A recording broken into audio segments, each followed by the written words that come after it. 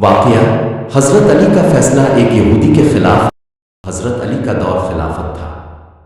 ایک دن ایک یہودی آپ کے پاس آیا اور کہا، یہ زرہ لوہے کا لباس میری ہے۔ حضرت علی نے فرمایا، نہیں یہ میری ہے۔ یہ معاملہ قاضی شریح کے پاس لے جایا گیا۔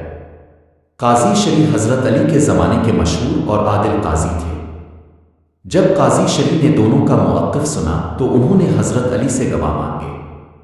حضرت علی نے فرمایا، میرے پاس صرف میرے بیٹے حسن اور غلام قمبر گواہی دے سکتے ہیں۔ قاضی شریح نے کہا، بیٹے کی گواہی والد کے حق میں قبول نہیں کی جا سکتی، شریعت کا اصول ہے۔ لہذا قاضی نے فیصلہ یہودی کے حق میں دے دیا اور حضرت علی نے یہ فیصلہ خندہ پیشانی سے قبول کیا۔ جب یہودی نے یہ عدل و کردار دیکھا تو وہ حیران ہو گیا۔ اس نے کہا، پھر وہ مسلمان ہو گیا۔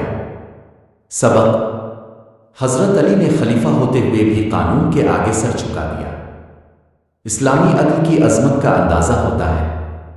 کردار، انصاف اور حلم اسلام کی بنیاد ہے۔